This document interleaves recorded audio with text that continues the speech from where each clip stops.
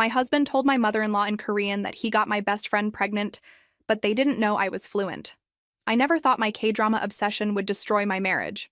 Or maybe it saved me. I'm still not sure which. It started innocuously enough.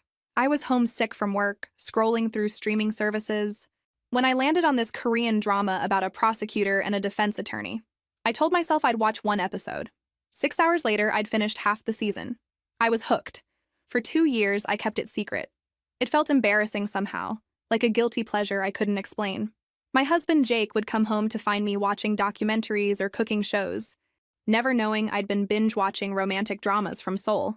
I learned Korean through subtitles first, then found myself picking up phrases, understanding conversations. Eventually, I started taking online classes late at night when Jake was asleep, practicing pronunciation with headphones on. I never told anyone. Not Jake, not my best friend, not even my sister. It was my private world, my escape from the monotony of corporate law and the subtle disappointments of a 7-year marriage that had become more routine than romance. Then his parents visited from Seattle for the weekend. Jake's mother had never quite warmed to me, though she maintained a polite facade. His father was kinder, quieter. We'd just finished dinner, and I was clearing plates when I heard them switch to Korean in the living room, speaking in that easy way people do when they think they're in a safe space. "So you finally got what you wanted?" his mother asked. Her voice had that particular tone mothers use when they're worried but trying not to show it. Jake's response made my hands stop moving. "Yes. She's 8 weeks along now." The plate I was holding nearly slipped. I gripped it tighter, forcing myself to keep loading the dishwasher. My heart hammered so hard I could feel it in my throat. "And Vera suspects nothing?" his mother pressed. "Nothing. She has no idea." His father's voice was troubled. "This situation with her friend? It's delicate. I have it under control," Jake said, with the confidence of someone who thought he'd covered every angle. "She'll never find out." I closed the dishwasher as quietly as I could, though the rushing sound in my ears made everything feel distant and muffled.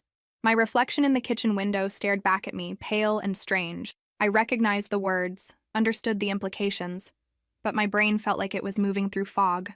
8 weeks. Her friend. Never find out. I walked back into the living room with a smile I'd practiced 1,000 times in courtroom depositions. "Anyone want coffee?" Jake looked up, completely relaxed. "That'd be great, babe." His mother's eyes met mine for just a second, searching for any sign that I'd understood. I kept my expression pleasant, blank. She nodded slowly and turned back to her son. I made coffee with hands that somehow didn't shake, served it with a steady smile, made small talk about their flight, about Jake's father's golf game, about nothing at all that mattered. When they left the next morning, I hugged his mother and thanked her for visiting, and she held on just a fraction longer than necessary, as if trying to decide whether to say something. After they drove away, Jake pulled me into his arms. "That went well. They really love you, you know." "I know," I said softly, already planning my next move. The decision crystallized in that moment. I wouldn't confront him. Not yet. Not until I knew everything. Not until I had proof, documentation, leverage. 7 years of marriage had taught me that Jake was careful, methodical. Whatever he was hiding, he'd hidden it well, but he'd made one critical mistake. He'd assumed I was still the woman he married, the one who smiled and nodded through his parents' Korean conversations, oblivious and content. That woman was gone, and he had no idea. 3 weeks passed. 3 weeks of watching Jake like I'd never really looked at him before. The way he checked his phone constantly, angling the screen away from me. How he'd started going to the gym at odd hours. The new cologne I pretended not to notice. I documented everything in a password-protected folder on my laptop. Times, dates, observations. My legal training kicked in automatically. Build the case, gather evidence, stay calm. Then she showed up at my door on a Tuesday evening, my best friend since college, the one who'd been my maid of honor, who knew me better than anyone. She looked terrible, her eyes red and puffy, mascara smudged. "Can I come in?" Her voice cracked. "Of course." I pulled her inside, my stomach already churning. Some part of me knew. I'd known since that conversation in Korean, but I'd been hoping I was wrong. We sat on the couch, the same couch where Jake's parents had sat 3 weeks earlier. She twisted a tissue in her hands, starting to cry before she'd said a word. "I don't know how to tell you this," she whispered. I waited. The lawyer in me knew when to stay silent. "I'm pregnant." My face must have shown the right amount of shock because she kept talking, the words tumbling out between sobs. 8 weeks along. Completely unexpected. She wasn't ready for this. Didn't know what to do. Who's the father? I asked. Keeping my voice gentle, supportive. Inside, I felt like I was watching myself from somewhere far away. She looked down. It's complicated. Does he know? Yes, but she shook her head. I can't tell you who it is. I'm sorry. It's too messy. I'm going to do this alone. I reached over and took her hand. Even though touching her made my skin crawl. You don't have to go through this alone. I'm here for you. The gratitude in her eyes was genuine. So were the tears. But there was something else there too. Something I'd never seen before. Guilt, yes, but also a strange sort of triumph. Like she'd won something she'd been competing for without me knowing there was even a game. Thank you, she whispered. I was so scared to tell you. I don't know what I thought. We sat there for another hour. She told me about the morning sickness, the fear, the plans to move forward as a single mother. I played my part perfectly, offering support, asking questions, never once revealing that I'd already connected every single dot. 8 weeks. The exact time frame Jake had mentioned. Her refusal to name the father. The way she kept glancing at our wedding photo on the mantle. Something unreadable crossing her face each time. After she left, I stood at the window watching her drive away. The fall evening was getting dark. Leaves scattered across our yard. Everything looked normal from the outside. Our nice house in the suburbs, 2 cars in the driveway, neighbors walking their dogs. But normal was a lie I'd been living for years, I realized. I'd convinced myself that routine meant stability, that comfort meant happiness, that a marriage could coast on autopilot forever without anyone noticing it had flatlined. Jake came home an hour later, carrying takeout Chinese food. Hey babe, thought we could have a quiet night in. Perfect. I smiled at him. Actually, I have news. My best friend stopped by earlier. His expression didn't change, but I saw his shoulders tense just slightly. Oh yeah? How is she? She's pregnant. Can you believe it? I watched his face carefully. 8 weeks along. She won't say who the father is, though. Says it's complicated. That's... wow. He set the food down on the counter. How are you feeling about it? Shocked, obviously. But happy for her. I moved closer to him. I told her we'd support her however we can. I hope that's okay. Of course. He pulled me into a hug. Over his shoulder, I could see his reflection in the kitchen window. His eyes were closed and his jaw was tight. You're such a good person. Vera, he murmured into my hair, always taking care of everyone. I learned from the best, I said, and felt him relax against me.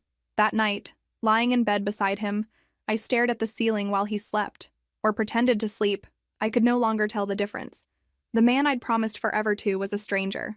The friend I'd trusted with my secrets had betrayed me in the deepest way possible. But they'd also given me something. Clarity. Purpose. The cold, sharp focus I used in the courtroom when I knew I had the winning case. I just had to be patient enough to present it. The next 6 weeks, I became someone I didn't recognize. Or maybe I became exactly who I needed to be. The line blurred. I threw myself into the role of supportive friend with an intensity that should have been suspicious if either of them had been paying attention. I offered to go to prenatal appointments with my best friend, helped her research strollers and cribs, sent her articles about pregnancy nutrition. Every text message, every concerned phone call was calculated to make her trust me, to make her believe I had no idea. You're being so amazing about this, she said one afternoon as we sat in her obstetrician's waiting room. She was 12 weeks along now, just starting to show. I was worried you'd judge me for doing this alone. Why would I judge you? I squeezed her hand. You're one of the strongest people I know. She looked away, and I saw tears forming. Sometimes I wonder if I'm making a huge mistake, if I should just tell him he needs to be involved. The father? I kept my voice neutral. Do you want that? I don't know what I want anymore. She wiped her eyes. He says he wants to be there. He says things will be different soon, that he'll figure it out. My heart rate spiked, but my expression stayed sympathetic. Different how? She caught herself. Nothing. Forget it. I'm just emotional. At home, I was the perfect wife. I cooked Jake's favorite meals, suggested weekend getaways, initiated intimacy. It made me sick, but I needed him comfortable, confident that everything was fine, that I was still the oblivious wife who loved him without question. He ate it up, literally. 3 nights a week I made dinner from scratch, and he'd compliment me, kiss my cheek, tell me how lucky he was. Sometimes I'd catch him checking his phone during these domestic scenes, typing something quickly, then looking back at me with that easy smile. Work stuff? I'd ask innocently. Just putting out fires, he'd say, pocketing the phone. 2 weeks after my friend's doctor's appointment, we had dinner with Jake's parents again. They drove down from Seattle, and we met at a Korean restaurant downtown. I'd suggested it, watching Jake's face when I did.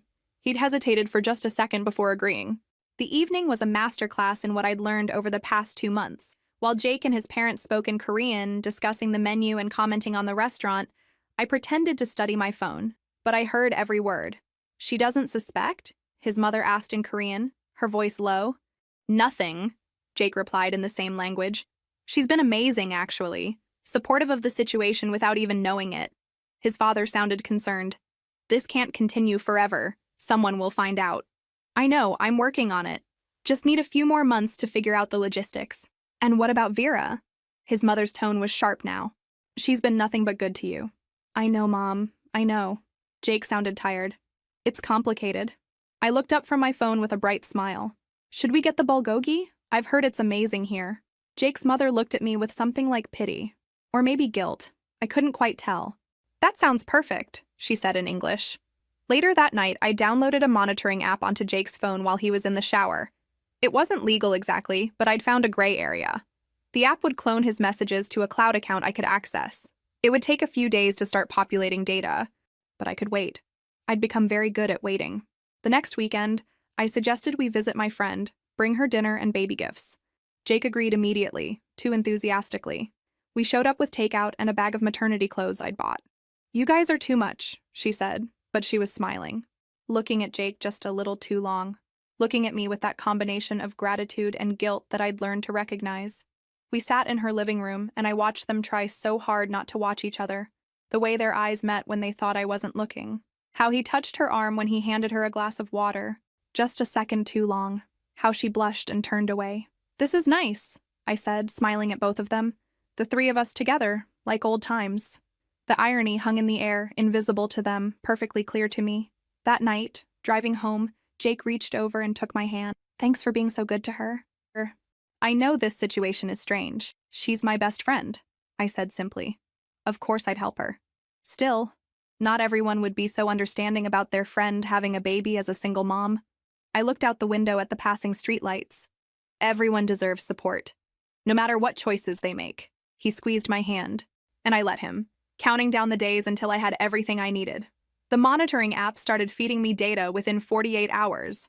I'd access it at work, locked in my office with the door closed, scrolling through messages that confirmed everything. "Can't wait to see you tomorrow. She's working late."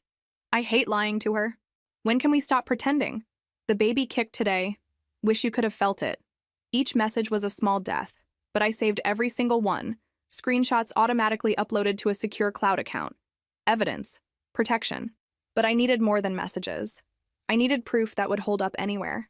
So I hired a private investigator, using money from an account Jake didn't know about. I'd opened it 3 years ago, something that had seemed paranoid at the time but now felt like prophecy. The investigator's name was Quinn. She was in her 50s, professional, discreet. We met at a coffee shop 2 towns over. "How long has this been going on?" she asked, taking notes. "At least 3 months that I know of. Probably longer." "What do you need from me?" "Everything. Documentation, photos, timeline. I'm a lawyer. I know what will matter in court." She nodded. "This isn't my first divorce case. I'll be thorough." "She's pregnant. The baby is his. Do you want me to document that connection?" "Yes, but carefully. I don't want either of them to know they're being watched yet." "They won't." Over the next month, Quinn sent me regular updates. Photos of Jake's car outside my friend's apartment at odd hours, credit card receipts from hotels. A timeline that stretched back 8 months, not 3.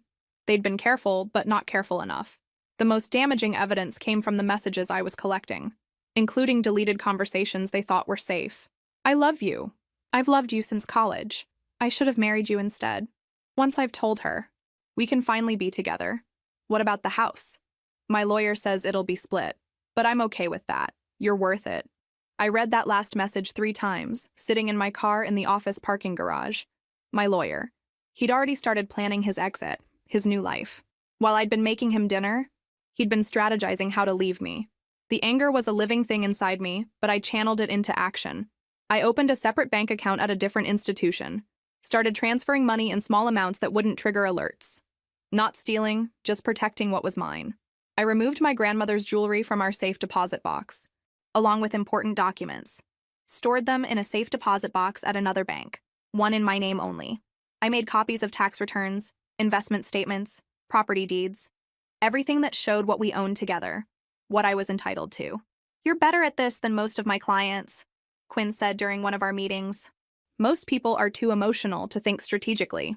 "I'm emotional," I admitted. "I'm just good at waiting to fall apart."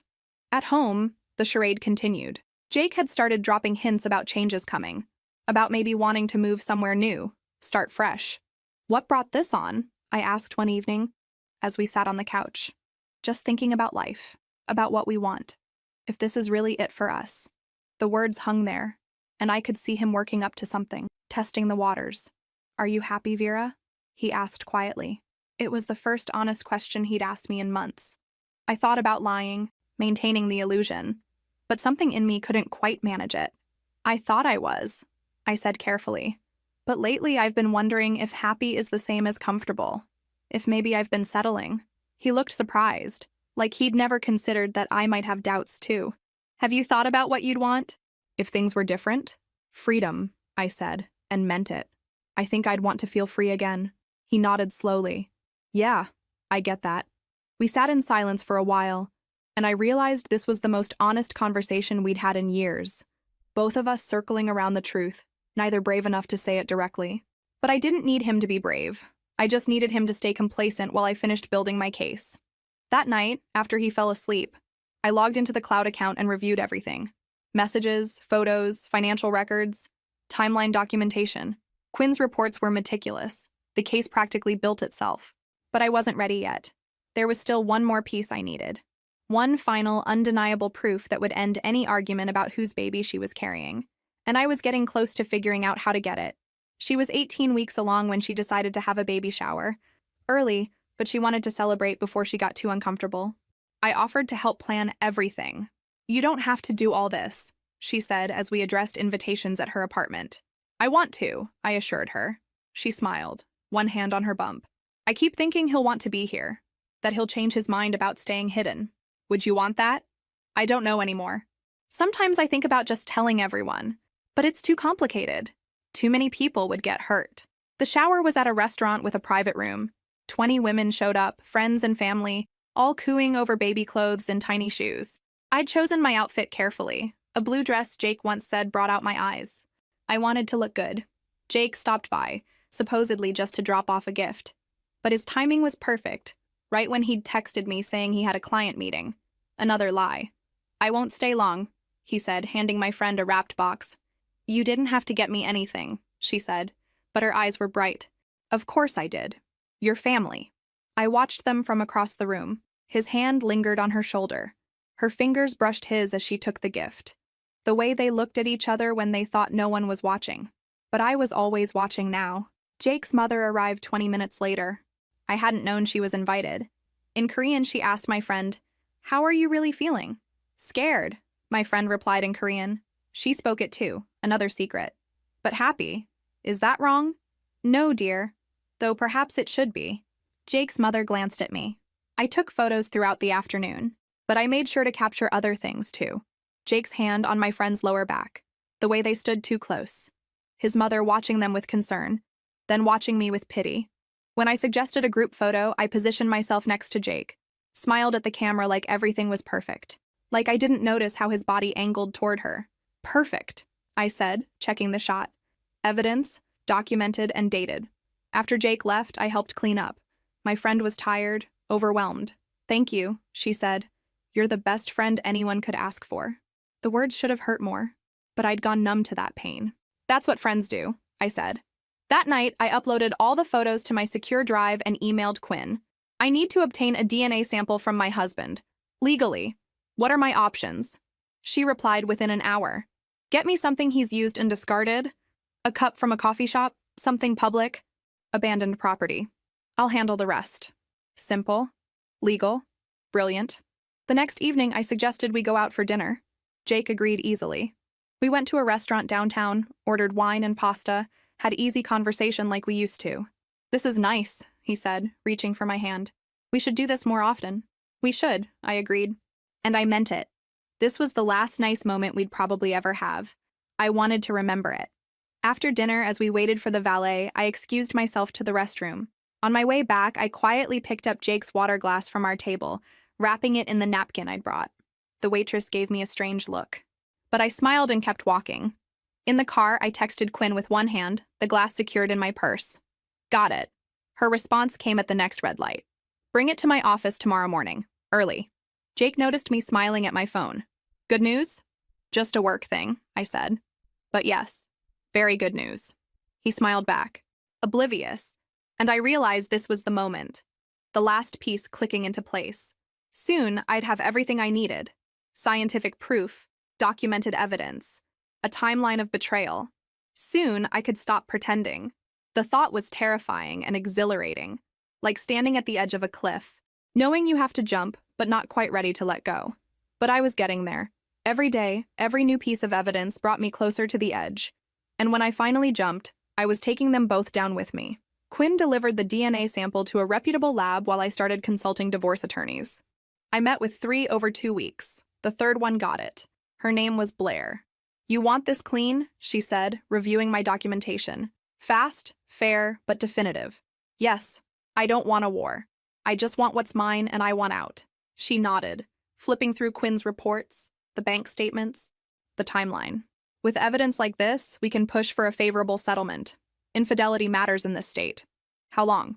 If he doesn't contest, 6 months minimum. If he fights, could be over a year. He'll fight, I said. Once he realizes I've known all along. Blair smiled. Then we make sure our case is airtight. Over the next week, I systematically prepared, opened another bank account for my income, transferred my half of our joint savings. Not stealing, Blair assured me, just protecting my assets. I removed more items from the house. Photo albums, my mother's china, books I'd collected. Small things Jake wouldn't notice. I stored everything at my sister's. Are you okay? My sister asked. You seem different? I'm fine, I said, just making changes. She didn't look convinced, but she didn't push. I scheduled an appointment with a therapist Blair recommended, someone who specialized in trauma from infidelity. I needed to start processing this before it exploded. Needed a safe place to fall apart. The therapist was younger than I expected, maybe in her 40s with kind eyes. Tell me what brings you here. So I did. All of it. The Korean conversation, the pregnancy, the months of pretending, the evidence I'd gathered, the way I felt like I was fracturing but couldn't let anyone see. How are you holding up? I don't know, I admitted. Some days I'm fine, focused. Other days I can barely breathe. I look at him and I can't believe I ever loved him. You couldn't have known, couldn't I?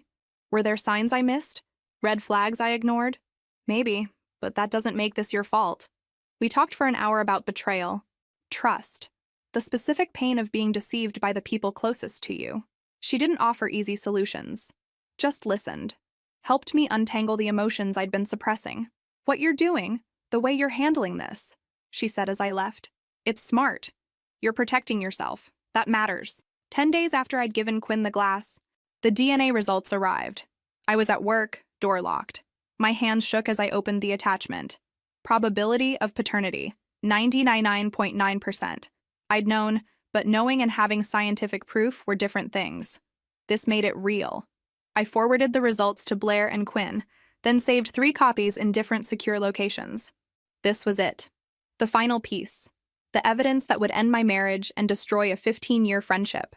That evening, I went home and cooked dinner like always. Jake came in, kissed my cheek, asked about my day. We ate pasta and talked about a movie we might see that weekend. Normal, routine, a complete lie. After dinner, as I loaded the dishwasher, Jake came up behind me and wrapped his arms around my waist. I love you, he said quietly. He hadn't said those words in months. The timing felt significant. I love you too, I said automatically, the words hollow. He held on for a moment, then let go. I'm going to take a shower. When I heard the water running, I pulled out my phone and opened my secure folder. Everything was there. Messages, photos, financial records, DNA results, Quinn's report, complete documentation of betrayal. I had everything I needed. The only question was when to use it. Blair had suggested waiting until after the baby was born, making the confrontation less complicated. But I wasn't sure I could maintain the act that long. I was running out of pretend smiles. running out of energy it took to look at them and not scream. I texted Blair. How much longer should I wait? Her response came quickly. Until you're ready. But not too long. You're carrying all this weight alone. It'll break you eventually. She was right. I could feel the cracks forming, spreading through me like ice fracturing under pressure. Soon, something would give. I just had to make sure I controlled when and how it broke. 2 weeks later, I invited everyone to dinner at our house. Jake, my pregnant friend, his parents, and 2 other couples. A normal gathering. This is nice, Jake said as we prepped. We haven't done this in a while. I thought it would be good. With the baby coming, changes ahead. He looked at me strangely, trying to figure out if there was hidden meaning. There was, but he couldn't see it yet. Everyone arrived around 7. My friend looked beautiful despite her exhaustion. 6 months pregnant now.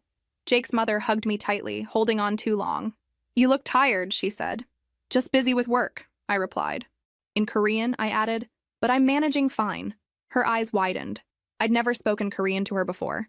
I just smiled and moved to greet the other guests. During dinner, I steered conversation toward loyalty, honesty, trust. Not obviously, just gentle questions about what makes relationships work, how people handle betrayal. I think honesty is everything, one friend said. Once trust is broken, it's nearly impossible to rebuild. But forgiveness requires truth, I said quietly. You can't forgive what you don't know about. I felt Jake's eyes on me. Across the table, my friend shifted uncomfortably. After dinner, as everyone relaxed with wine, I suggested we watch something. There's this Korean drama I've been into lately. Anyone mind? Jake froze. Since when do you watch Korean dramas? Oh, for a couple years now. I find them fascinating. The language is beautiful. His mother set down her wine glass. In Korean, she said to Jake, Did you know about this? No, he replied in Korean. She never mentioned it. Maybe she understands more than we think, his father said, also in Korean. I kept my expression neutral, searching for the right show, but I could feel the tension radiating from them. Here we go, I said, starting an episode. This one's about a woman who discovers her husband has been lying to her. The coincidence was too pointed. Jake knew it. His mother knew it. But they couldn't say anything without admitting why it hit so close to home. We watched for 20 minutes. The room was silent except for the dialogue. How devastating, I said during a tense scene, to discover that the people you trust most have been deceiving you. My friend stood up abruptly. I'm not feeling well. I think I should go. Oh no, I said. Let me get Jake to drive you home. I can drive myself. You shouldn't, not pregnant and not feeling well. Jake, can you make sure she gets home safely? I watched the panic in both their eyes. Being alone together right now, with this new uncertainty, was the last thing they wanted. Of course, Jake said stiffly. After they left, I made coffee and dessert. Jake's mother approached me in the kitchen. How long? She asked in Korean. How long what? I replied in the same language. How long have you known? Since the day you visited in September. When Jake told you she was 8 weeks pregnant and that I'd never find out. Her face went white. Vera, You tried to warn me. That hug when you left. Thank you for that. But you should have tried harder. What are you going to do? What I should have done months ago. I picked up the dessert tray. Excuse me. An hour later, everyone had left except Jake's parents. We should talk, his father said. Not yet. Soon, but not tonight. They left. His mother looking back at me with something like respect mixed with fear. Jake returned an hour later. I was in bed reading when he came in. She okay? Yeah. Just tired. Good. He got ready for bed in silence, then slid under the covers. You speak Korean? Yes. How long? Does it matter? He didn't answer. We lay there in the dark, and I knew he was calculating what I'd heard, what I knew, how much danger he was in. That show, he said. That wasn't a coincidence. No. Vera, we should talk. Not yet. But soon. Very soon. The next morning, Quinn sent me a photo. Jake's car outside my friend's apartment at 2 a.m., 3 hours after he'd supposedly dropped her off and come straight home. They'd panicked, gotten sloppy, made exactly the kind of mistake I'd been waiting for. I forwarded the photo to Blair with a simple message. I'm ready. Let's do this. The week after the dinner party, everything shifted. Jake became paranoid, watching me constantly. My friend stopped answering calls. Jake's mother texted, "We need to talk." I ignored her. I met with Blair to finalize the divorce papers. Given the evidence, I think he'll take it, she said. Fighting would mean public record. That's what I'm counting on. When? My friend was 7 months pregnant. Part of me wanted to wait, but I couldn't carry this weight anymore. Soon, but I want to confront them first. I spent the next days planning. I reserved a table at the best restaurant in town for Sunday lunch, public enough to prevent a scene, private enough to be devastating. I invited my parents, Jake's parents, my friend, and Jake. Told each different reasons. None knew the others were coming. The night before, Jake tried again. Whatever you think is happening, you're wrong. Am I? Vera, please. Tomorrow. We'll talk tomorrow. I never meant to hurt you, he said. Yes, you did. You just didn't mean to get caught. That hit him. The moment he realized I knew everything. How long? He whispered. Long enough. He left, probably calling my friend, calling his mother, trying damage control. But it was too late. I went through my checklist. Blair had the papers ready. Quinn's report complete. My apartment rented, belongings moved, bank accounts separated, everything in place. I texted my sister. Tomorrow, everything changes. I'll explain after. But I'm okay. She called immediately. What's happening? I'm leaving Jake and I'm making sure everyone knows what he did. We talked for an hour. She was angry, supportive, proud. Sunday morning, I wore my best dress, the dark green one, did my makeup carefully, looked in the mirror. Stronger, sharper, ready. Jake watched me with anxiety. What's this really about? You'll see. We drove in silence, his hands white-knuckled on the wheel. He knew something was coming. Vera, if you're planning to what? Tell the truth? This isn't fair. Fair? I almost laughed. You want to talk about fair? We pulled into the parking lot. My parents were arriving. His parents. My friend, getting out slowly, hand on her belly. Everyone's here, I said. Shall we? Jake's face went white. Don't do this. It's already done. This is just the reveal. I got out and walked toward the restaurant. My parents reached me first. Sweetheart, what's going on? My mother asked. Why are Jake's parents here? You'll understand in a few minutes. We gathered at the entrance. The confusion was palpable. My friend looked terrified. Jake's mother looked resigned. The hostess led us to a large table in a semi-private corner. Perfect. I took my seat and smiled. Thank you all for coming. Let's order first, and then I have something important to share. Jake's hand shook as he picked up his menu. My friend couldn't look at hers. While we ordered, I felt calm. 5 months of carrying this secret, and now it was almost over. The waiter brought water, took our orders, left us alone. I reached into my purse and pulled out the folder. Inside were copies of everything. DNA test, messages, photos, financial records, Quinn's investigation. Jake saw the folder and closed his eyes. Before our food arrives, I said, I need to tell you all something. My voice was steady, was clear. This was the moment I'd been building toward. The moment where the mask finally came off and everyone saw the truth. Jake reached across the table toward me. Vera, please. I moved my hand away. No, you've had 5 months to tell the truth. Now it's my turn. My father looked between us, confused. What's going on? I looked around the table. My parents, bewildered. His parents, pale with knowledge. My friend, tears already forming. Jake, defeated. I'm going to tell you, I said quietly. I'm going to tell you everything. And I was ready. After months of silence, of pretending, of carrying their secrets, I was finally ready to speak. I took a breath and began. For the past 2 years, I've been secretly learning Korean, I said, looking at Jake's mother. Every conversation you thought was private, I understood every word. She nodded slowly. She'd suspected. That's how I found out in September. Jake told you his girlfriend was 8 weeks pregnant? That I'd never find out. I turned to my parents. The girlfriend is sitting at this table. She's carrying his child. My mother's hand flew to her mouth. My father's face went red. I pulled out the first document. This is a DNA test. It shows 99.9% probability that Jake is the father of my best friend's baby. I placed copies in front of everyone. My friend started sobbing. Jake sat frozen. I've known for 5 months. I've spent that time documenting everything. Every lie. Every secret meeting. Every hotel receipt. I pulled out more papers, messages, photos, financial records. They've been together for at least 9 months, planning their future while I played the supportive wife and caring friend. My father stood. Jake, is this true? Jake's voice was barely a whisper. I never wanted it to happen this way. How did you want it to happen? I asked. When were you planning to tell me? Or were you just going to keep lying? I was going to tell you. I just needed time. Time for what? To cover your tracks? You already consulted a lawyer. I have proof. I turned to my friend, crying so hard she could barely breathe. 15 years of friendship, you were my maid of honor, and you still did this. I'm sorry, she whispered. I didn't mean for it to happen. Yes, you did. You've been in love with him since college. I found your old journals when I was moving my things. You wrote about him constantly, about how I didn't deserve him. She looked shocked. I had keys, remember? I used them to gather evidence. This wasn't accidental. You pursued him deliberately. Jake's mother spoke. Vera, we are so sorry. You were protecting your son. I understand. What I don't understand is how he could do this. I pulled out the divorce papers and placed them in front of Jake. These outline our settlement. Fair, given the circumstances. You have 1 week to review and sign.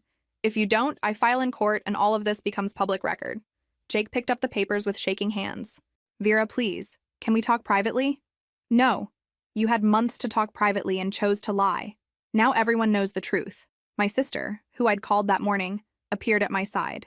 Your things are already at Mom and Dad's. I stood. I'm done here. Jake, you'll be served the official divorce papers tomorrow. My lawyer will be in touch. I looked at my friend one last time. I hope he was worth it. I hope the life you've built on lies makes you happy. But when someone shows you they're capable of betrayal, believe them. I turned to my parents. Can we go? My mother was already standing. My father put his arm around me. As we walked toward the exit, Jake called after me. Vera, wait, please. I stopped but didn't turn. There's nothing left to say. You made your choice, now live with it. I walked out into the sunlight. Behind me, chaos. My friend's sobs. Jake's mother speaking rapidly in Korean. A family imploding. But I kept walking. Into the parking lot. Into my future. My mother hugged me tight outside. I'm so proud of you. I should have done it sooner. You did it when you were ready. That's what matters. My father was silent, tears on his face. My sister squeezed my hand. What now? She asked. Now? I took a deep breath, feeling lighter than I had in months. Now I start over. We drove to my parents' house. My things were there, boxes stacked in my old bedroom. My mother made tea. My father sat with his arm around me. My sister kept shaking her head, still processing. How did you stay so calm? She asked. For 5 months? I had to. I needed the evidence. I needed to be smart about this. And the Korean? You really learned it without anyone knowing? I watched a lot of dramas. I smiled for the first time that day. Never thought they'd be the thing that saved my marriage. Or ended it, I guess. My phone started buzzing. Jake calling. Then my friend. Then Jake's mother. I turned it off. They'll try to fix this, my mother said. They'll apologize, make promises. I know, but I'm done. Some things can't be fixed. That evening, lying in my childhood bed, I felt strange. Not happy exactly, but free. The weight I'd been carrying for 5 months was gone. The pretending was over. Everyone knew the truth now. Tomorrow, the real work would begin. The divorce process, untangling our lives, moving forward. But tonight, I could just breathe. I'd done it. I'd faced them. I'd spoken the truth. And I'd walked away. It was enough. The first 48 hours were chaos. My phone exploded with notifications. 73 text messages, 42 missed calls, 15 voicemails. Jake's messages alternated between denial, anger, and desperate pleading. You're overreacting. We can work through this. How could you humiliate me like that? Please, Vera, I love you. Don't throw away 7 years. I deleted them all without responding. My friend's messages were worse. Long paragraphs about how sorry she was, how pregnancy hormones made her confused. You have to understand, I didn't plan this. It just happened. Please think about the baby. Your godchild needs you. He told me you two were having problems. I thought I was helping. That last one almost made me laugh. Helping. I blocked her number. On Tuesday, she showed up at my parents' house. I watched through the window as she rang the doorbell repeatedly. My mother had to tell her to leave. She's not ready to see you, my mother said firmly, and I don't know if she ever will be. Please, just let me explain. There's nothing to explain. You know what you did. My friend broke down, sobbing on the porch until my father came out. She left a handwritten letter that I tore up without reading. Jake's parents tried differently. They sent flowers with a card in English and Korean, apologizing. Jake's mother left a voicemail. Vera, I am so sorry. I should have told you immediately. You deserved better. You deserved the truth. I saved that voicemail, the only genuine apology I'd received. Blair called Tuesday evening. Jake signed the papers. Already? He knows he has no leverage. Fighting would cost more, both financially and in reputation. So it's done? In 6 months. That's the mandatory waiting period. But yes, essentially done. 6 months. Half a year until I was officially single. Jake tried once more Wednesday. He showed up at my office. I gave him 5 minutes in a conference room. He looked terrible. "I'm sorry," he said. "I never wanted to hurt you, but you did, repeatedly, for months. I know I was a coward. I should have ended things with you first. But I thought—" He stopped. "I don't know what I thought. You thought you could have both, the stable marriage and the exciting affair." He nodded, unable to meet my eyes. "How did you stay so calm? For all those months?" "Because I had to. Because falling apart would have given you control. I deserve that." "Yes, you do." I stood. "Is there anything else? Are you okay?" "I will be. Eventually." I walked toward the door. "Goodbye, Jake."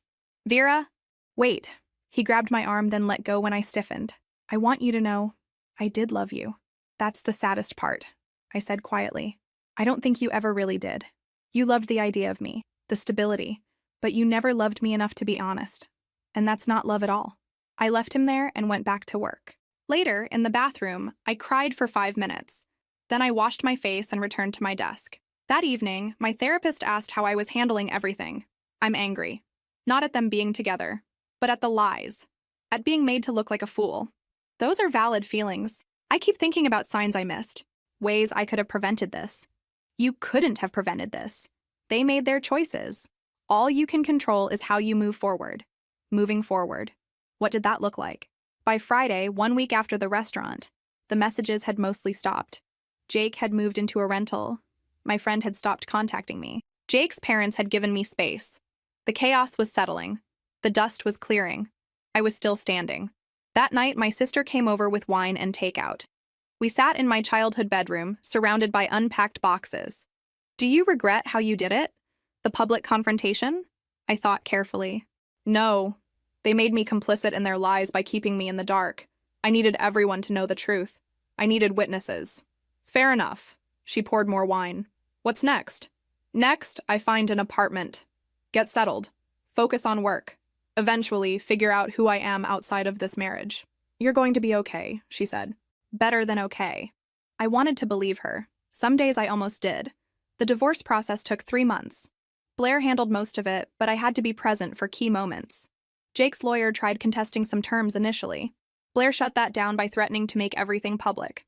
After that, they stopped fighting. The judge reviewed everything in a closed hearing. The messages, photos, DNA test, financial records. She didn't seem shocked. "Mr. Cooper," she said, "given the evidence, I'm approving the settlement as written. You should consider yourself fortunate." He nodded, staring at his hands. I felt nothing. The final decree would be issued in 6 months, but the hard part was done. Clean, final. My friend tried suing me for invasion of privacy. Blair destroyed the case in the first hearing, proving everything was obtained legally. The suit was dismissed. 2 months after the restaurant, she found me at the coffee shop where I worked Saturday mornings. 8 months pregnant now, moving slowly, looking exhausted. She sat down without asking. "I need to tell you the truth, the real truth.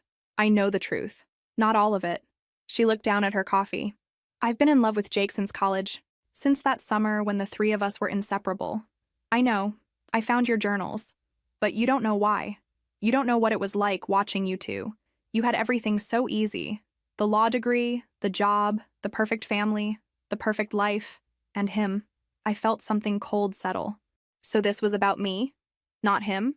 Both." She looked up and I saw something ugly there. "I wanted to prove I could be chosen, that I wasn't just your sidekick, your supporting character. I wanted someone to choose me over perfect Vera. So you destroyed a marriage to prove a point? I thought he loved me. I thought once you knew, he'd leave you and we'd be together. That I'd finally have what you had. And how's that working out?" She laughed bitterly. "He barely calls, says he needs space. The baby's due in 3 weeks and I don't know if he'll be there." I should have felt satisfaction, but I just felt tired. "What did you expect? You saw what he's capable of. I thought I was special. You weren't. You were just convenient. Now you're stuck raising his child while he figures out his next move." She started crying. "I ruined everything. I lost you. I lost myself. For a fantasy. For an idea of a life you thought you wanted." I stood. I can't forgive you. Maybe someday, years from now, but not today. I understand. No, you don't. You don't understand what it's like to have your best friend betray you like this. I did love you, she whispered. That part was real. Then you have a strange way of showing love. I left her there and didn't look back. The final court date came 3 months after that. Jake and I sat on opposite sides. He'd lost weight, looked older. The judge signed the papers. 7 years of marriage dissolved. We walked out separately, no final words. Just an ending. Blair met me outside. How do you feel? Free. Sad. Relieved. Angry. All of it. That sounds about right. She handed me a folder. Keep it somewhere safe. In case he tries something. In case you need to remember you did the right thing. That you were strong enough to choose yourself. That night I went back to my apartment. 1 bedroom. Hardwood floors. East-facing windows. Mine. Just mine. No shared space, no joint decisions, no compromises. I poured wine and sat by the window, watching city lights. My phone buzzed. My sister. Heard it's official. How are you? I'm okay. Really okay. And I was. Not healed entirely, but okay. I'd survived the betrayal, the confrontation, the divorce. Changed, but not broken. The woman who'd married Jake 7 years ago was gone. The woman who'd trusted blindly, who'd settled for comfortable, who'd ignored her instincts. In her place was someone harder, someone who knew her worth, someone who'd learned that sometimes the strongest thing is walking away. I thought about Jake occasionally, about my former friend, about the baby that would be born into this mess. But I didn't dwell. They'd made their choices. They'd live with consequences. And I'd live with mine, building something new, something true, something that belonged only to me. 6 months after the divorce was finalized, I woke up to sunlight streaming through my east-facing windows. Saturday morning. Nowhere I had to be. I made coffee and stood at the window, watching the city wake up. This view felt like mine in a way the old house never had. Every piece of furniture I'd chosen, every book on the shelf I actually wanted to read. No compromises, no shared space that never quite felt like home. Work had been exceptional. Without the emotional drain of a failing marriage, I'd thrown myself into cases with renewed focus. 3 months ago, I'd made junior partner. Youngest in the firm's history. My name was going on the letterhead. Yeah. My phone buzzed. My Korean language instructor at the community college. Don't forget, conversation practice tomorrow at 2 Junbidwe Soyo. I smiled and typed back in Korean. Ready. Learning Korean had stopped being a secret shame and started being something I was proud of. I'd joined a K-drama discussion group. Made friends with other students. Next month, I was finally going to South Korea. 2 weeks, just me, exploring Seoul and everything I'd seen in shows for years. My parents said I seemed lighter now. My mother commented she hadn't realized how much I'd been shrinking myself to fit into that marriage until she saw me expand out of it. The doorbell rang. My sister with coffee and pastries. Breakfast delivery, also news. Ran into someone at the grocery store. My former friend. How'd she look? Tired, alone. Baby's 3 months old. Jake sees the kid every other weekend. No relationship. No happy family. I sipped my coffee, trying to find satisfaction in their unhappiness. But mostly, I felt nothing. I genuinely don't care what happens to either of them anymore. That's growth, my sister said. We ate breakfast and talked about her kids, my trip, a movie she wanted to see. Normal things, life things, nothing to do with betrayal or the past. Later, I went to therapy. 6 months of weekly sessions had helped me understand my patterns, recognize where I'd ignored my needs. How are you feeling about the Korea trip? My therapist asked. Excited, like I'm honoring the thing that accidentally saved me. The dramas led you to learn Korean, which let you understand the truth. There's poetry in that. Sunday morning, conversation practice. 6 of us in a coffee shop, chatting in Korean about our weeks and favorite shows. One guy, about my age, smiled at me a lot. I smiled back. After class, he asked if I wanted to get lunch sometime. I said yes. Not because I was ready for anything serious, but because I was open to possibility. Ready to start from honesty instead of compromise. That evening, I video called my parents. They looked happy, lighter too. You did a hard thing, my father said. Not just leaving, but the way you handled it. With evidence and planning and strength. I learned from the best. After we hung up, I sat with wine and thought about the past year. The discovery, the investigation, the confrontation, the divorce, the rebuilding. Who I'd been a year ago was gone, unhappy but not admitting it. settling for comfortable instead of demanding authentic, ignoring my instincts to keep the peace. In her place was someone harder in some ways, more careful about trust, but also more honest, more willing to walk away from things that didn't serve her, more willing to pursue joy without shame. I didn't forgive them. Not Jake, not my former friend. Some people think forgiveness is necessary for moving forward, but I'd learned it wasn't. What was necessary was letting go of the anger, the bitterness, the constant replaying. I'd let go of the marriage, the friendship, but I didn't have to forgive them to be free.